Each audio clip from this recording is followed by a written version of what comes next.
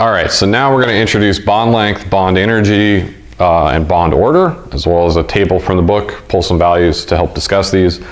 The next video, I'll show you how you use these bond energies to predict delta H's for a reaction, but that'll be the next one. So I'm gonna break this up a little bit. So bond length, bond energy, the names pretty much tell you what they are. So bond length is just what's the average length of that bond? What's the average distance between the two nuclei that are making that bond? That's it.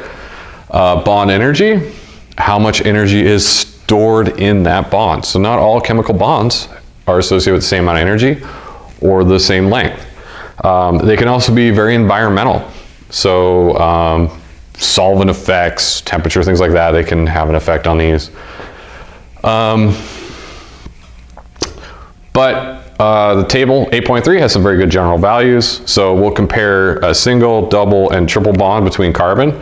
And so what I have here is an increasing bond order, because bond order is just essentially the number of bonds that are associated between two atoms. So this would be a bond order of 1, a bond order of 2, and a bond order of 3.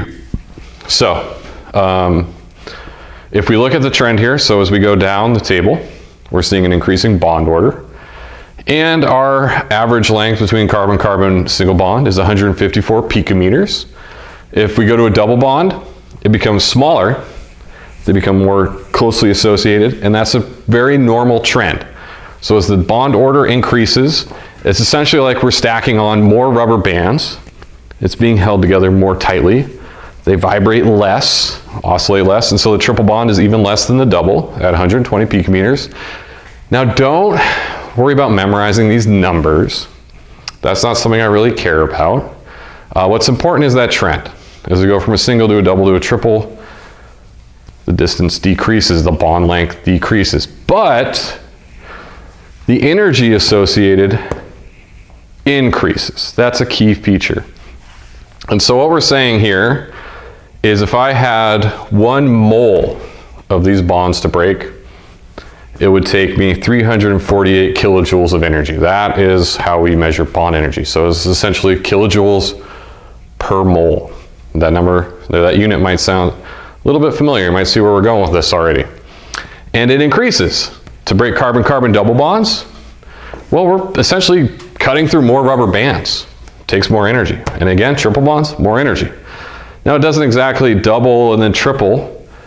It's not like a linear relationship, but it increases. That's the key thing. So as bond order increases, bond length shrinks. So shorter bonds are higher energy. There's more energy stored in them. So as bond order increases, energy increases, bond length decreases. Those are the key trends here. Now we're going to use these bond energies here in a minute. So I'm going to clean the board, we're going to make another video, but it's just kind of introduce the topics. So bond order, bond length, bond energy. What are these terms? Now you know.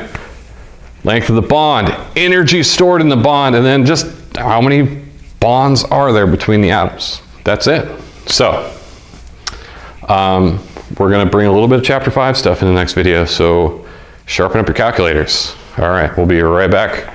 And we'll use values from this table in the next video, but I'm not necessarily going to write the whole table on the board, just a heads up. So you might want to go to page 419 of your book for the next one.